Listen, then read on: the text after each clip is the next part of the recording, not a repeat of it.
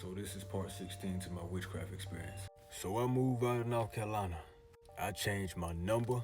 I blocked Lil Mama on every social media platform I could think of.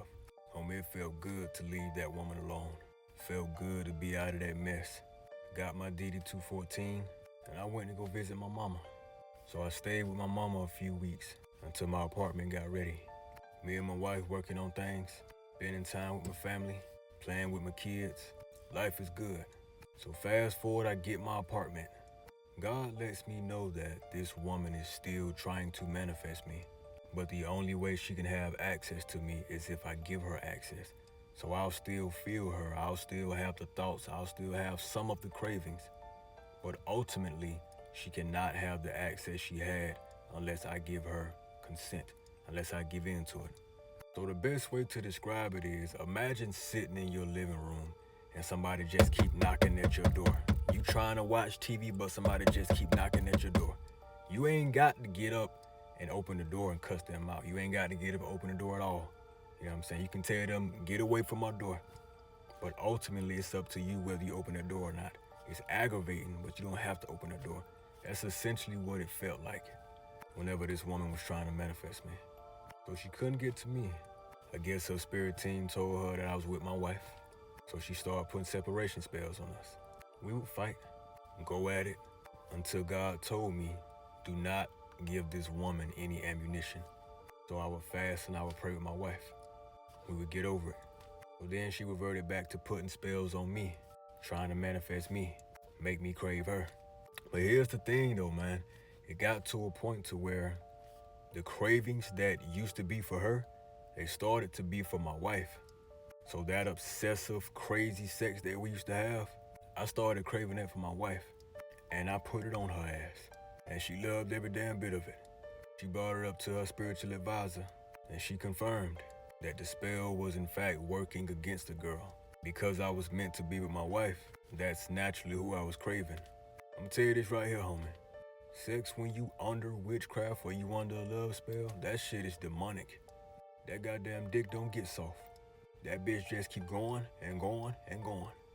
Anywho, we got through that. Every time she tried to manifest me or put separation spells on my union, we would fast and we pray.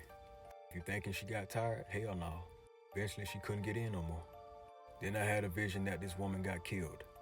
I had a vision that her best friend set her up and she got killed. I didn't reveal it in the beginning, but I'll reveal it now. So what Love Jar Lacey did for a living, she had her own pharmaceutical business, if you catch my drift. She was very good at it and she was very plugged in. So in the vision, she got caught up. They kicked in the door because her best friend gave 12 to drop. Out of envy, out of jealousy, typical street shit. Do I know what happened to her? No. God told me to leave it alone, so I did. So some months go by, things are cool. So early on, I told y'all about a dream I had about this woman destiny swapping. So peep this. I had a dream that a light-skinned woman moved directly across from me. This light-skinned woman made music, and she was essentially made in my image, and that the devil had sent her on a mission to destroy what me and my wife had. And it was also revealed to me that it was the same spirit that was in that woman. So fast forward, I get back home from grocery shopping. Pull up in the parking lot, get out, walking towards my apartment.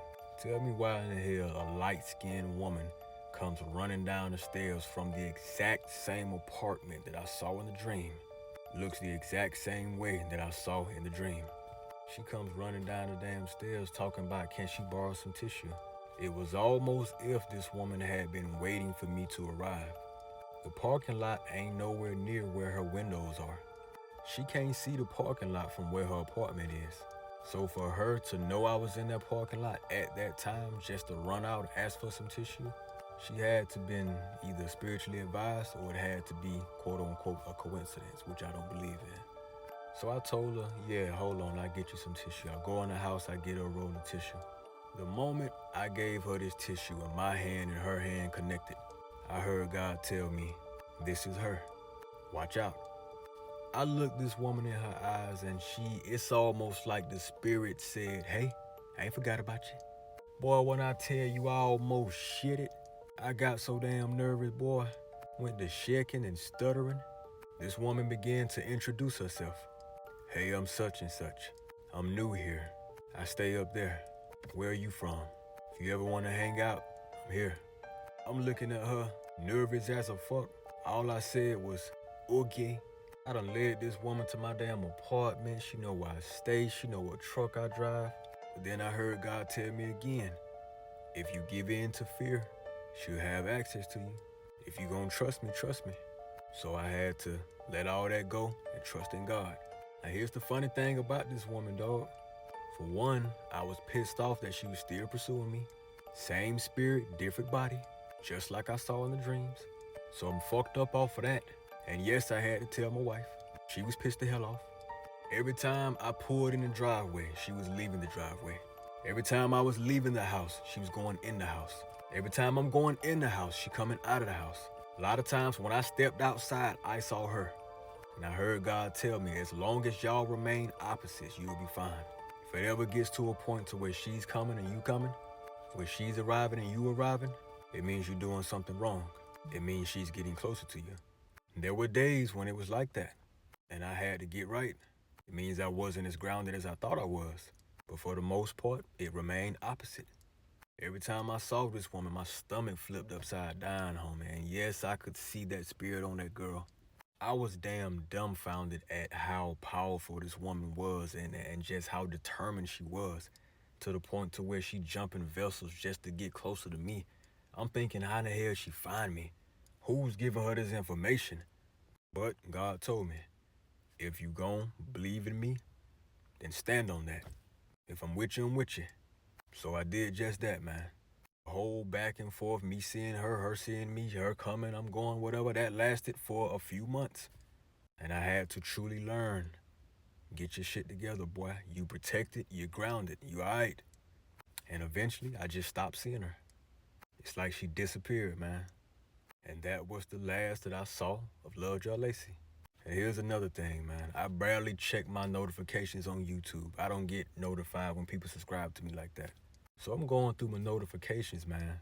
And tell me why I see that Lovejoy Lacey has subscribed to my freaking YouTube channel a few months prior. Now on YouTube, you can't block people. You can only restrict their comments, but you can't stop them from watching your shit. When I saw that, I almost shitted. It's almost like she was taunting me, saying, I'm still watching you. That shit is just so crazy to me, dog.